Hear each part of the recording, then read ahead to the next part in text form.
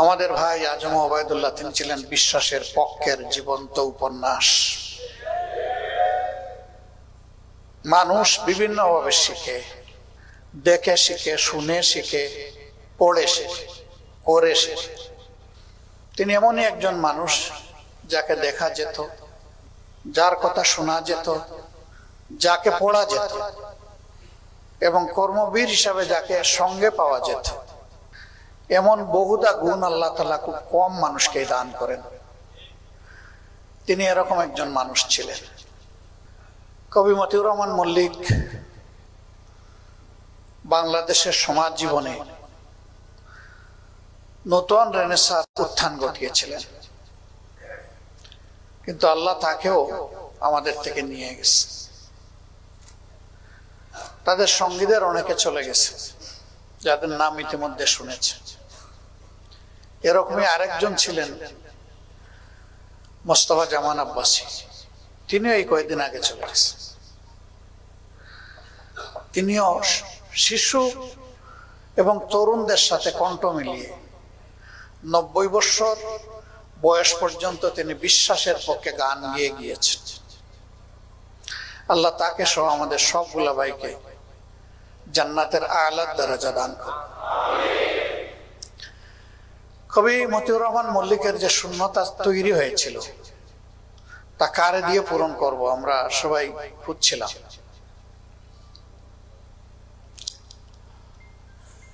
তখনই ইসলামী ছাত্র শিবিরের আরেকজন সাবেক কেন্দ্রীয় সভাপতি বলল যে আমার দেখা দায়িত্বশীলদের মধ্যে এই শূন্যতা পূরণের জন্য এই মুহূর্তে ওনার চেয়ে যোগ্য কোনো মানুষ আমি দেখতে পাচ্ছি না, আপনি উনাকে নিয়ে ভাবতে পারেন। তিনি একটা পেশাগত দায়িত্বে এখানে নিয়োজিত ছিলেন, আপনারা সকলেই জানেন। ইন্তেকালের আগ পর্যন্ত নিষ্ঠার সাথে সে দায়িত্ব পালন করেছে। আমি শঙ্কিত ছিলাম যে এই দায়িত্ব পালনের পাশাপাশি এত বড় দায়িত্বের বোঝা তিনি নিতে রাজি হবেন কিনা। তাকে দাওয়াত দেওয়া হলো, তিনি ঢাকায় গেলেন, বসলাম, কথা বললাম, কাজ একবারে সহজ হয়ে গেল। আমি একটু পরিবেশ তৈরি করে আমার মূল জায়গায় যেতে চেয়েছি।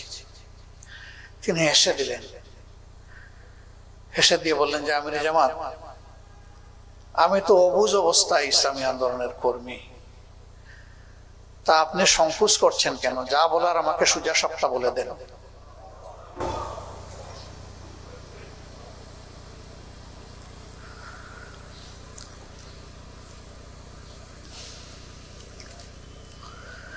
আমি যখন এই গুরু দায়িত্বের কথা বললাম,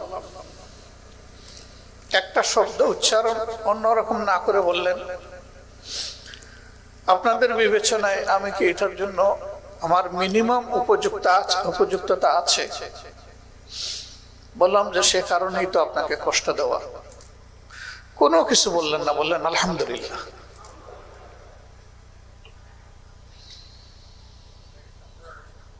তারপরে পরের সপ্তাহে গেলেন, বসে কিছু বিষয় একটু ডিটেইলস আলোচনা করলাম।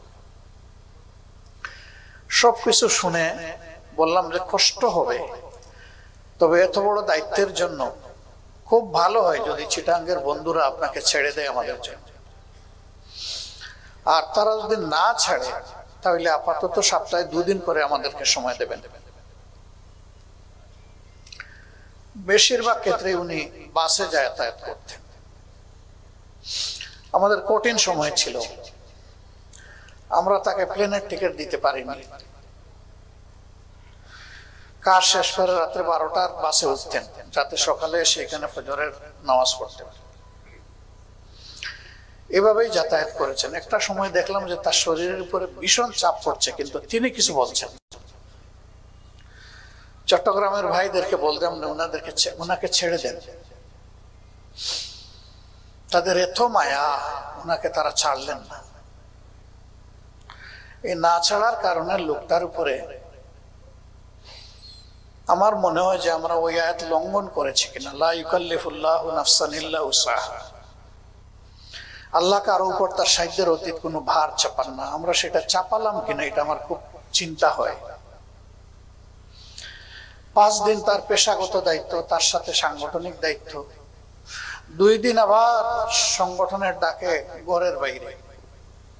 মানুষ সাধারণত উইকেন্ডে পরিবারকে সময় দেয়, সমাজ আত্মীয় স্বজনকে সময় দেয়। মুসান্না যথার্থই বলেছে যে তিনি মা বাবা, তার স্ত্রী, পুত্রকন্যা তাদেরকে সময় দিতে পারেননি। তিনি যেন জানিয়ে দিয়েছিলেন যে আমি কোনো পরিবারের সম্পদ নই, আমি জাতির সম্পদ এবং জাতির আমানত।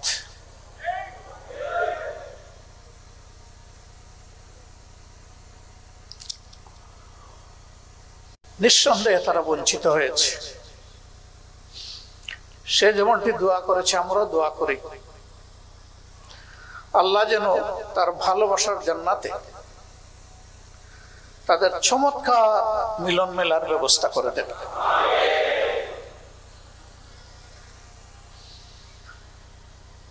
আসলে গুণী মানুষ যতদিন বেঁচে থাকে তার কদর অনেক সময় সমাজ বুঝে না, কিন্তু যখন তার অস্তিত্বের অনুপস্থিতি দেখা দেয় তখন সবাই হাড়ে হাড়ে টের পায়। সূর্যের মূল্য অমাবস্যার রাতে বোঝা যায়, আমরা এখন সেটি টের পাচ্ছি। তার উপরে আমাদের 3টা উইঙ্গের গুরুদায়িত্ব ছিল, সাহিত্য, সংস্কৃতি এবং শিক্ষা।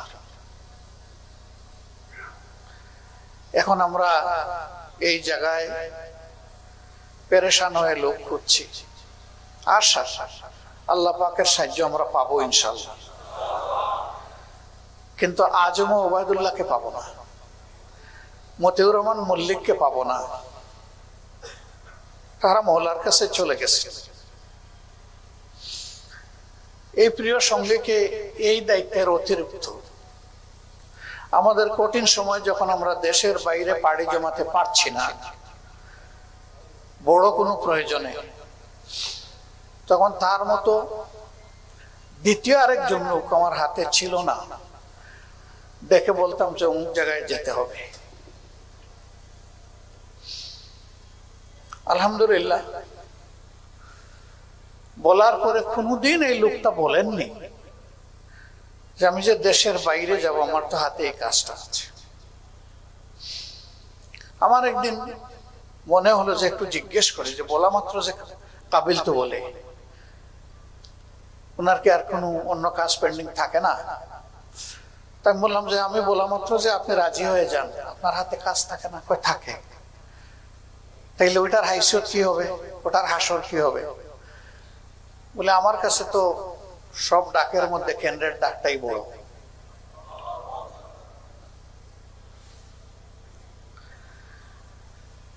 এরকম বহুমুখী প্রতিভার একটা মানুষ, তাকে যখন পাঠাইতাম তার একটা অনন্য বৈশিষ্ট্য ছিল। বিদেশ থেকে ফিরে এসে ওয়েল ড্রাফটেড একটা নোট তিনি আমাকে দিতেন।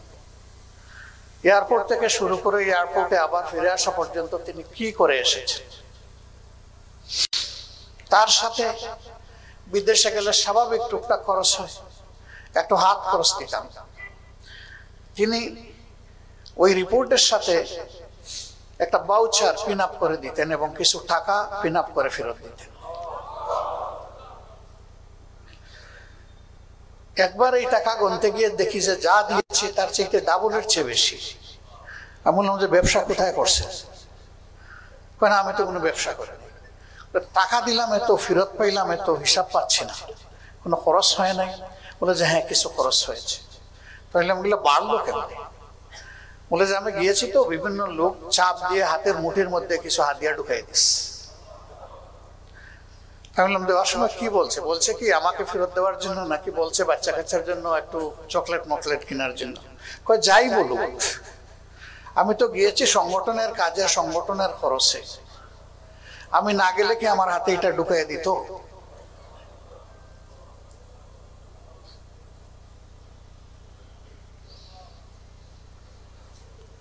এটাই জীবন্ত উপন্যাস।